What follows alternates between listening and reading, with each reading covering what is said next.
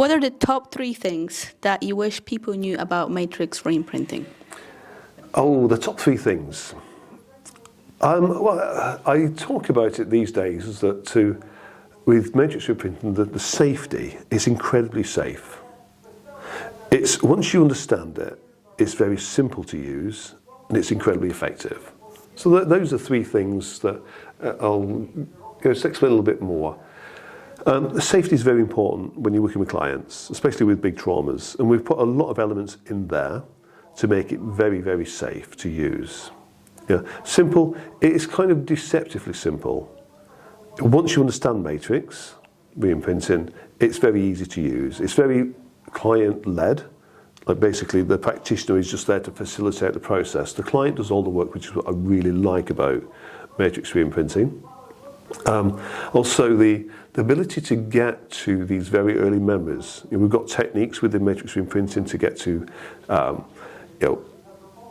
there's various techniques that we can go from the presenting issue.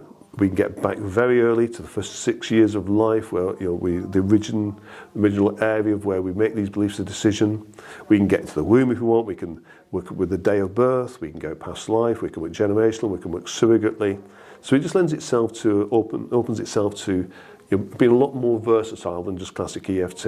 I'm not saying you can't work in these areas with EFT, but with matrix reimprinting, it's just the depth you can get to. A level of understanding that's your profound level of understanding your life and why you behave like you do. Understanding the beliefs that you've created and how that affects you on a daily basis. So yeah, there's you said three things. You can share more if there's something more that you wish people knew. We'll start. So I think it's the depth of understanding that you have about your life with matrix reimprinting.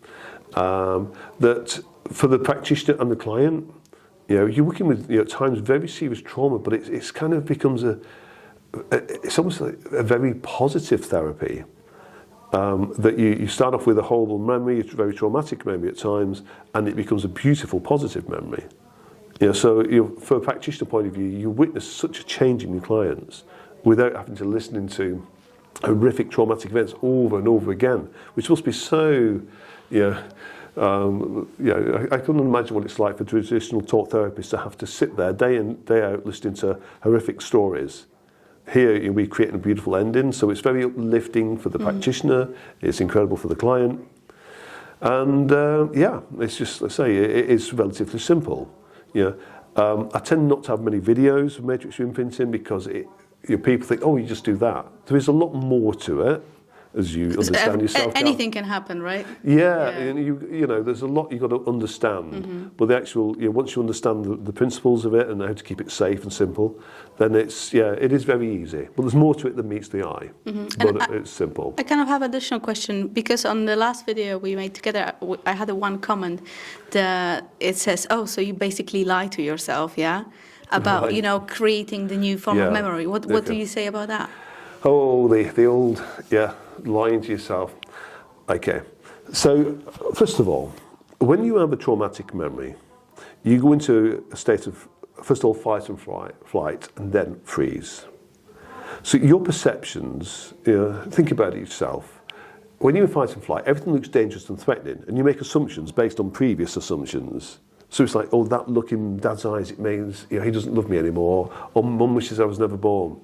So basically, the memory in itself, when you first created it, was a false memory. Not that it didn't happen, but your perception was skewed. And then there's a biologist called Dr. Karim Nader that's proven every time you go and look at a memory, you actually change it with the updated perception. So what you remember about these early traumatic events, that's not what really happened, but it's controlling your life because of the beliefs. So first of all, I'd say on a simple level, do you want to keep these old false memories, or do you want to create something beautiful in their place?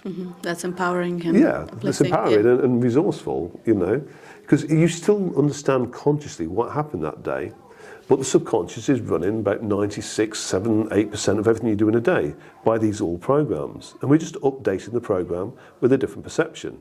It's not denial of what happened, you're just changing the program. Okay, if you want to keep the old programs that are creating so much dysfunction in your life, you're welcome to do so. Right? Do that.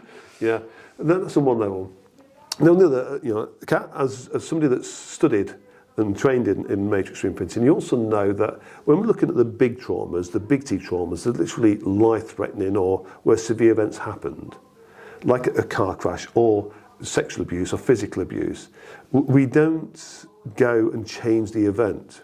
We go after the event's over. And what we deal with is the trauma that the younger self is experiencing. So we use EFT to resolve that. And then based on the belief or decision, we then allow the memory to complete in a positive way with more understanding. Well, basically, what happened. Okay?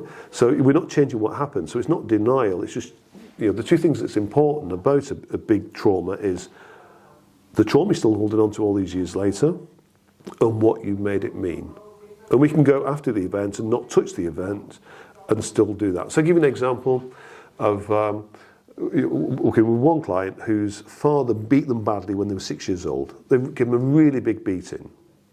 So we went after the event, you know, it's over, Dad's finished. And we tapped on the little boy. We resolved his trauma. Yeah, and then we asked what he made it mean. And he explained the belief that he made it mean. So then we worked with Dad. And we tap on Dad just to, you know, get an easier version of somebody to work with. And having tapped on Dad, you know, Dad realises what a horrible mistake he's made, how he's been completely unfair. You know, it's not the boy's fault. And he explains that to his son. He says, son, yeah, I'm sorry. It's my issue. You didn't deserve that. So having got that resolution and the understanding it wasn't his fault, for example, if that could be like, oh, I deserve to be punished, it's all my fault. The boy realises it's not my fault. Dad had issues. Because a child always thinks it's their fault. No, the boy realises, no, it wasn't my fault. You know, it was Dad's stuff.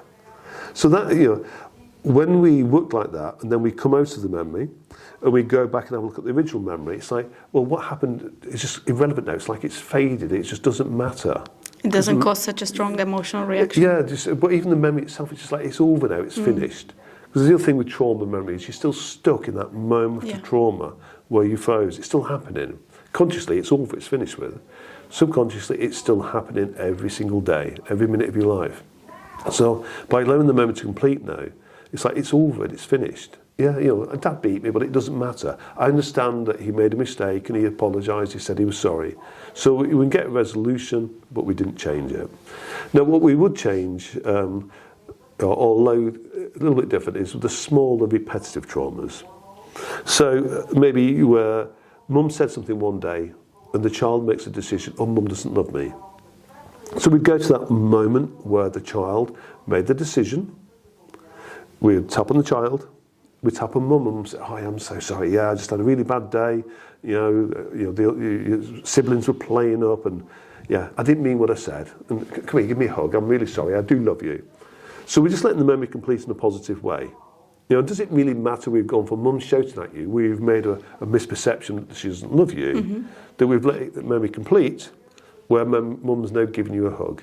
So what we're doing with Matrix is just rewriting the subconscious to create a better ending with a different belief. And personally, I don't think there's anything wrong with just letting the memory complete with these small repetitive traumas in a positive way. You have to. Otherwise, you're going to keep running the same pattern for the rest of your life. Yeah, and just keep looking for more proof, right? Yeah.